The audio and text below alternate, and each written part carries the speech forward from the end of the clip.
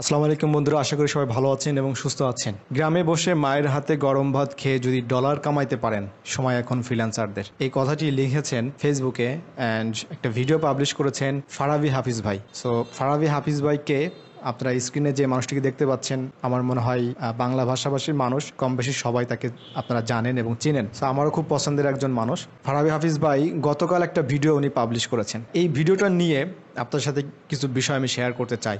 So নতুন যারা freelancing শুরু করতে চাচ্ছেন, আমার মনে হয় আপনাদের অনেক কোশ্চেনের অ্যান্সার এখানে পেয়ে যাবেন। এবং যদি ভিডিওটা দেখেন আপনারা ভাইয়ের পেজ থেকে অবশ্যই দেখবেন।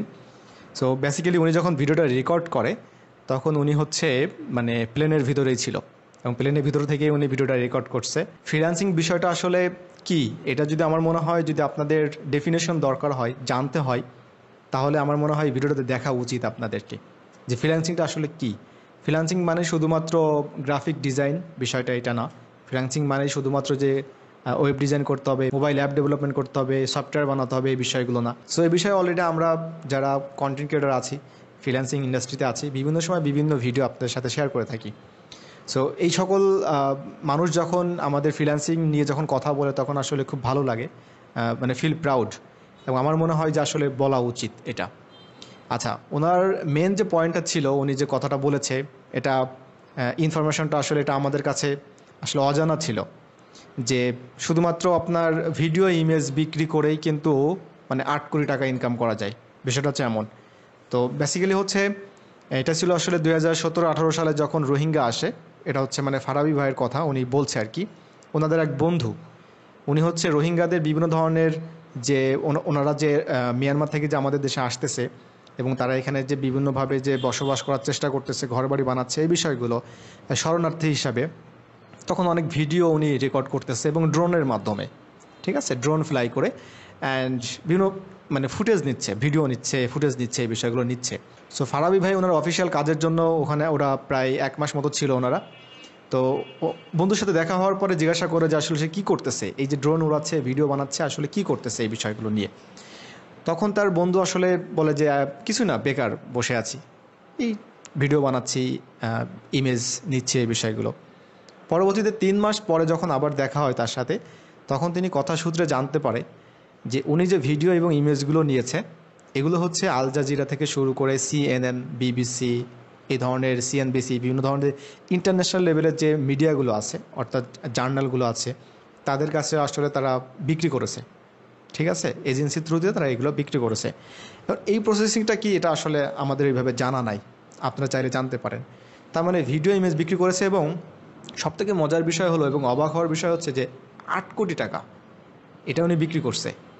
তো এটা আসলেই মানে ভাবার বিষয় একটা, যে মানে রোহিঙ্গা নিয়ে তো আমরা তো অনেক ভিডিও ইমেজ দেখি, কিন্তু এই ভিডিও ইমেজ বিক্রি করে একজন মানুষ 8 কোটি টাকা ইনকাম করলো। And it's true. এবং এটা এই ধরনের যারা আপনারা দেখেন যে ওয়াইল্ড লাইফ যারা ফটোগ্রাফার আছে, ভিডিওগ্রাফার আছে, তারা কিন্তু এমনি এমনি একটা ক্যামেরা নিয়ে বসে থাকে না, তারা কিন্তু মানে এটা বিক্রি করে, ঠিক আছে। এবং আমাদের দেশের মিডিয়াতেও কিন্তু বিভিন্ন ধরনের যে কন্টেন্টগুলো আমরা দেখেন, বাইরে থেকে হোক, বিদেশি যে কন্টেন্টগুলো আসে বিভিন্ন নিউজের উপরে, এগুলো কিন্তু আসলে পারচেস করতে হয়, কিনতে হয় এই বিষয়গুলো।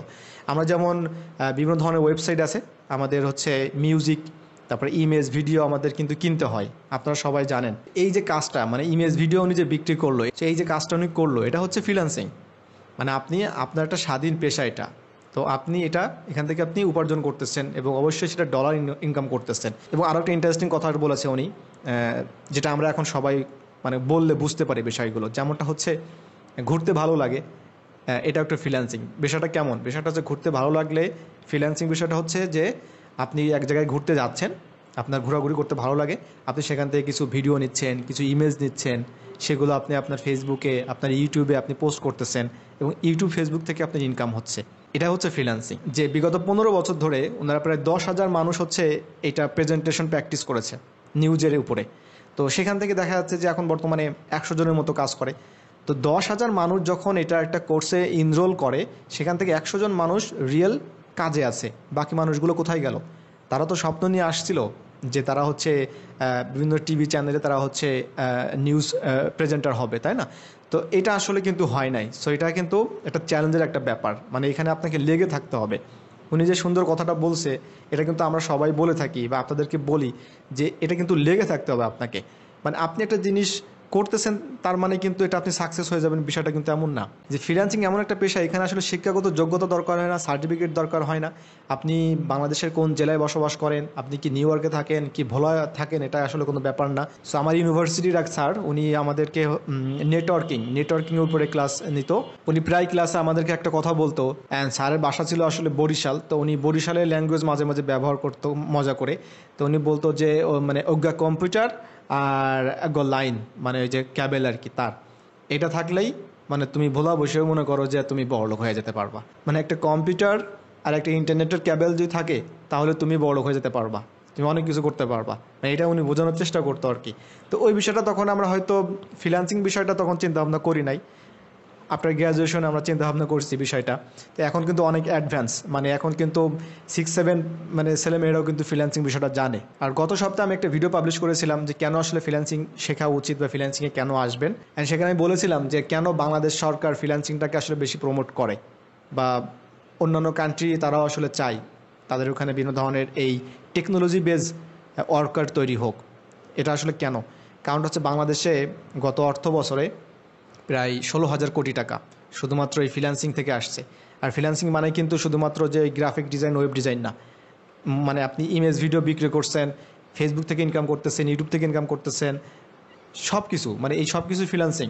6 থেকে 7 লক্ষ মানুষ হচ্ছে আপনার ফ্রিল্যান্সিংয়ের সাথেই আছে, মানে প্রত্যক্ষ পরোক্ষভাবে সব কিছু মিলে বিজনেস বলেন, তারপরে এই বিষয়গুলোর উপরে যারা হচ্ছে অ্যামাজনে অ্যাফিলিয়েট করেন, এটাও কিন্তু ফ্রিল্যান্সিংয়ের মধ্যে পড়বে। সো আফটার অল ভিডিও সামারিটা হচ্ছে, যারা এখনও পর্যন্ত ফ্রিল্যান্সিং বা এই কন্টেন্ট ক্রিয়েশন বা অনলাইনে ইনকামের এই বিষয়টা নিয়ে এখনও সিরিয়াস না, মানে আপনারা এখনও চিন্তাভাবনা করতেছেন না, আপনারা এখন অ্যাজ ইউজুয়াল বিভিন্ন জবের জন্য আপনারা ইন ফিউচারে চিন্তাভাবনা করতেছেন, তাদের জন্য আসলে যে এটা একটা মেসেজ যে চিন্তা করার সময় চলে আসছে, মানে এখনই সময় আসলে, এবং এখনই সময় ফ্রিল্যান্সারদের। সো আজকের মতো এখানেই বিদায় নিচ্ছি, দেখা হচ্ছে অন্য একটা টিউটোরিয়ালে। ভালো থাকবেন সবাই, আর ধন্যবাদ জানাচ্ছি ফারাবি ভাইকে, থ্যাংক ইউ।